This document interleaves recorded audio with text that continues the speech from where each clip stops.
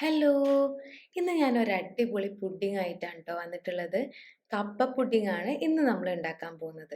കപ്പ പുഡിംഗ് എന്ന് കേൾക്കുമ്പോൾ ചിലർക്കെങ്കിലും ഒരു ഡൗട്ട് ഉണ്ടാവും ടേസ്റ്റ് ഉണ്ടാവുമെന്ന്. ഒരു ഡൗട്ടിൻ്റെയും ആവശ്യമില്ല മക്കളെ. അടിപൊളി ടേസ്റ്റാണ്. വായിലിട്ടാൽ അങ്ങ് അലിഞ്ഞു പോയിക്കോളും.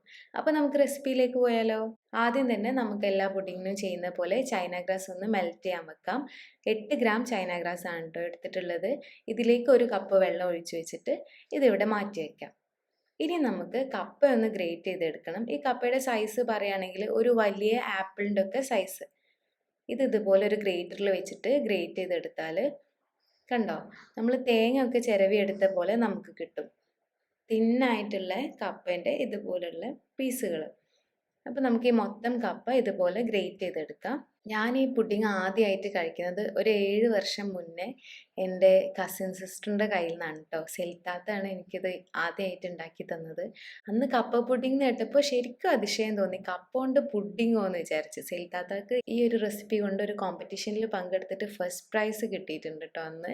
നമ്മൾ ഈ കപ്പ ഇങ്ങനെ ഗ്രേറ്റ് ചെയ്ത് ഈ ഒരു സൈസൊക്കെ ആയി വരുമ്പോൾ ഇതുപോലെ കപ്പേൻ്റെ നാരുകളുണ്ടല്ലോ, അത് ഈ ഗ്രേറ്ററിൽ കുടുങ്ങും. അത് നമ്മൾ എടുത്ത് കളയണം കേട്ടോ, അല്ലെങ്കിൽ പുഡിങ്ങിൽ അതങ്ങനെ കടിക്കാൻ കിട്ടും. അപ്പോൾ ഒരു ടേസ്റ്റിൻ്റെ കുറവുണ്ടാവുമല്ലോ. ഇപ്പം ഞാൻ മൊത്തം കപ്പ ഇവിടെ ഗ്രേറ്റ് ചെയ്തിട്ടുണ്ട്.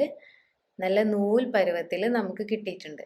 ഇനി ഇത് നമുക്ക് ജസ്റ്റ് ഒന്ന് പിഴിഞ്ഞെടുക്കണം. ഒരുപാട് അങ്ങ് പ്രഷർ കൊടുത്ത് പിഴിയേണ്ട ആവശ്യമൊന്നുമില്ല. ഇതുപോലെ കൈകൊണ്ട് പിഴിഞ്ഞെടുത്തിട്ട് ഇതിലേക്ക് ഇട്ട് കൊടുക്കാം. കാരണം നമ്മൾ ഈ കപ്പ ഡയറക്റ്റ് ഇനി വേവിച്ചിട്ട് കഴിക്കല്ലേ ചെയ്യുന്നത്. അപ്പോൾ ഇതിനകത്തുള്ള വിഷാംശവും അധികമായിട്ടുള്ള സ്റ്റാർച്ചും ഒക്കെ നമുക്ക് ഒഴിവാക്കാനാണ് ഇതുപോലെ പിഴിഞ്ഞെടുക്കുന്നത്. ഇപ്പം ഞാൻ മൊത്തം കപ്പ ഇവിടെ പിഴിഞ്ഞെടുത്തിട്ടുണ്ട്. ഇനി ഇത് നമുക്കിവിടെ അടച്ചു വെക്കാം. ഈ വെള്ളം നമുക്ക് ഒഴിവാക്കാം കേട്ടോ. ഇനി ഞാനിവിടെ 2 കപ്പ് പാലെടുത്തിട്ടുണ്ട്. 2 കപ്പ് എന്ന് പറയുമ്പോൾ 1/2 ലിറ്റർ പാലെടുത്തിട്ടുണ്ട്. ഈ പാല് നന്നായിട്ട് തിളപ്പിക്കാൻ വേണ്ടി വെക്കാം. അതേസമയം തന്നെ ചൈന ഗ്രാസും മെൽറ്റ് ചെയ്യാൻ വേണ്ടിയിട്ട് അടുപ്പിലേക്ക് മാറ്റാം. ഒരു മീഡിയം ഫ്ലെയിമിലിട്ടിട്ട് വേണം ചൈന ഗ്രാസ് മെൽറ്റ് ചെയ്തെടുക്കാൻ കേട്ടോ. ഇത് രണ്ടും ഒരേ സമയം തന്നെ ചെയ്യാം. കാരണം ചൈന ഗ്രാസ് ഈ പാലിൻ്റെ മിക്സിലേക്ക് ഒഴിക്കുമ്പോൾ നല്ല ചൂട് വേണം. ഇപ്പോൾ പാല് തിളച്ച് വന്നിട്ടുണ്ട്. ഇനി ഇതിലേക്ക് നമ്മൾ നേരത്തെ ഗ്രേറ്റ് ചെയ്ത് വെച്ചിട്ടുള്ള കപ്പ കുറേശ്ശെയായിട്ട് ചേർത്ത് കൊടുത്ത് നന്നായിട്ട് മിക്സ് ചെയ്തെടുക്കാം. ഈ ഒരു പുഡിങ് കഴിച്ചിട്ട് എൻ്റെ ഉമ്മ എൻ്റെ അടുത്ത് പറഞ്ഞത്, ഉമ്മ ഇത്രയും കാലം കഴിച്ചതിൽ ഉമ്മക്ക് ഏറ്റവും ഇഷ്ടപ്പെട്ട പുഡിങ് ആണെന്ന്. കാരണം ഇതിനൊരു തേങ്ങ ഒക്കെ ചിരവിയിട്ട പോലത്തെ ടേസ്റ്റാണ്. ഉമ്മക്ക് തേങ്ങ എന്ന് പറഞ്ഞാൽ ഒരു വീക്ക്നെസ് ആണ്. ഇനി ഇതിലേക്ക് നമുക്ക് 1/2 കപ്പ് പഞ്ചസാര ചേർത്ത് കൊടുക്കാം. പിന്നെ 1/2 കപ്പ് കണ്ടൻസ് മിൽക്കും കൂടെ ചേർത്ത് കൊടുക്കാം. പഞ്ചസാരയുടെയും കണ്ടൻസ് മിൽക്കിൻ്റെയും ഒക്കെ അളവ് നിങ്ങളുടെ മധുരത്തിനനുസരിച്ചിട്ട് കുറയ്ക്കുകയും കൂട്ടുകയൊക്കെ ചെയ്യാം കേട്ടോ. ഈ ഒരു അളവിൽ അധികം ഓവറല്ലാത്ത എന്നാൽ ഒട്ടും മധുരത്തിന് കുറവില്ലാത്ത പാകത്തിലുള്ള ഒരു മധുരമായിരിക്കും കിട്ടുക. ഇപ്പം നമ്മുടെ കപ്പയും പാലും നന്നായിട്ട് മിക്സായി വന്നിട്ടുണ്ട്. ഇനി ഇത് ലോ ഫ്ലെയിമിലിട്ടിട്ട് നമുക്കൊരു 10 മിനിറ്റ് വേവിച്ചെടുക്കാം. പെട്ടെന്ന് തന്നെ കപ്പ വെന്ത് കിട്ടും കേട്ടോ, ഇങ്ങനെ ഗ്രേറ്റ് ചെയ്തെടുക്കുന്നത് കാരണം. ഇനി ഇതിലേക്ക് 1/2 ടീസ്പൂൺ വാനില എസൻസ് ആണ് ചേർത്ത് കൊടുക്കുന്നത്.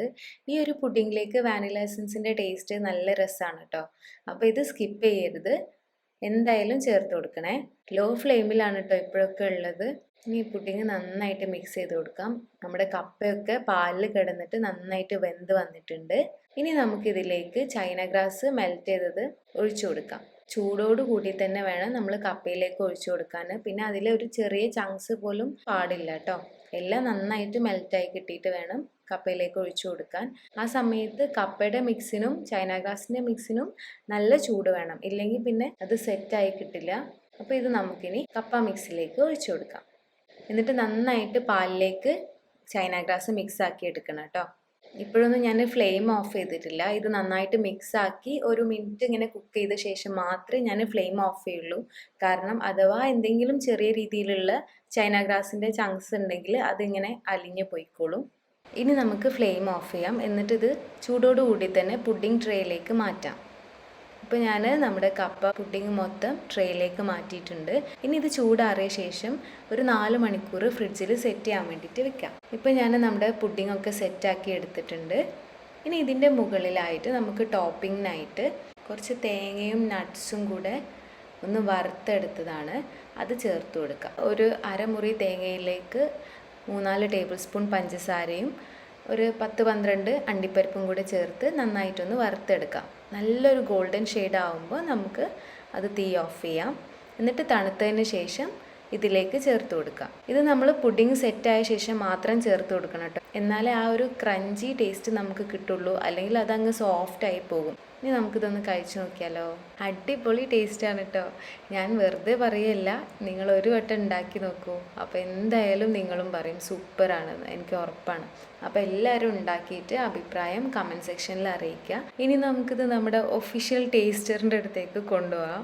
ടാനുവിന് ടേസ്റ്റ് ചെയ്യാൻ കൊടുക്കാം.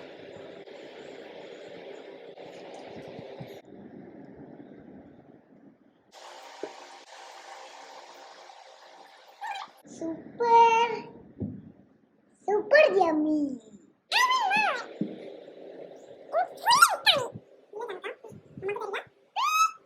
Super. എന്താ ബേഡ് ഞാൻ ബേഡിനെ കണ്ടിക്കണല്ലോ.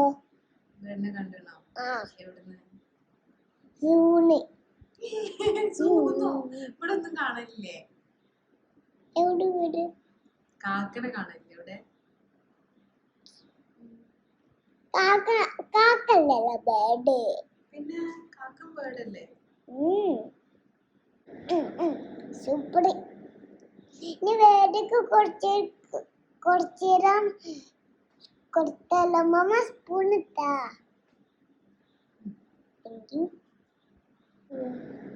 ബേഡ് കഴിച്ചേ? ടേസ്റ്റ് ഉണ്ടോ? ആ ടേസ്റ്റ് ഉണ്ട്.